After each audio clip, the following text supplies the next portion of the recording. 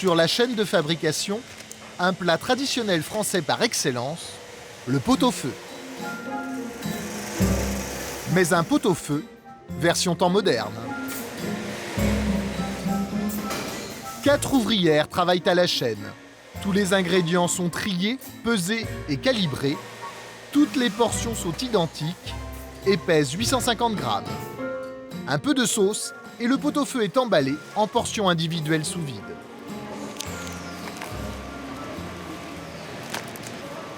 C'est un produit qui a un grand succès, par exemple, dans les pistes de ski.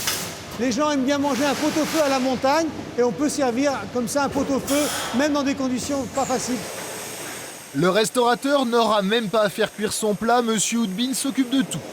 Et pour que son pot-au-feu ressemble à un vrai plat préparé en cuisine, il va y mettre les moyens, du temps, beaucoup de temps. Ça va cuire pendant 10h45. Donc on va trouver là une osmose entre les différents produits. Tous les arômes vont se retrouver piégés à l'intérieur. Donc on va garder toute la saveur des produits. Et selon ces mêmes techniques, chaque jour, 42 000 portions de plats cuisinés sortent de cette usine.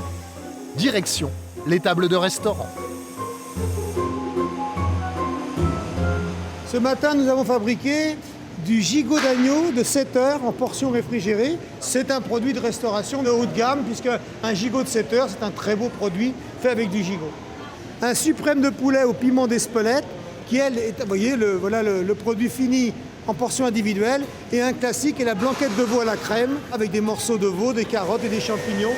Est-ce que vous pensez que les clients savent qu'ils mangent souvent des produits que vous avez préparés dans votre usine et que ce n'est pas le restaurateur qui les a préparés ? Entre nous, l'important pour le client, c'est qu'il mange un bon produit dans un cadre agréable avec un bon service. Il y a un siècle, le restaurateur, il élevait ses lapins, il tuait ses poulets et il faisait son fromage. Aujourd'hui, on ne le fait plus. Aujourd'hui, il ouvre un sac de plastique. Si vous voulez, vous pouvez tout dépoétiser. Hein. On peut tout transformer comme ça. Hein. Avant de partir, Michel Houdbin a voulu nous démontrer que son pot-au-feu cuit sous vide et réchauffé au bain-marie soutient parfaitement la comparaison avec un pot-au-feu cuit lui de manière traditionnelle dans la cuisine de l'usine. Je crois que ce serait très compliqué de dire il y en a un qui est industriel, il y en a un qui est artisanal. Et c'est vrai qu'à l'œil nu, le résultat est troublant. Pour le consommateur lambda, difficile de faire la différence entre le pot-au-feu traditionnel et la copie. Le A, le B. Du coup, ce plat industriel qui coûte environ 3 € peut être revendu par le restaurateur 4 à 5 fois plus cher, comme s'il avait été fait maison. Nous voulions le vérifier, mais Davigel n'a pas accepté de nous donner les adresses des restaurateurs que la société livre.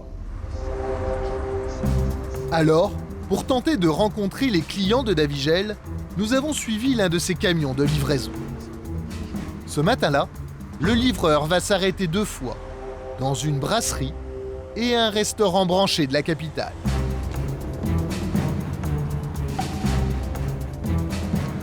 Un peu plus tard dans la journée, nous retournons voir ces restaurateurs. Ce sont des produits frais ou des produits congelés? Oh, c'est des produits frais, ça.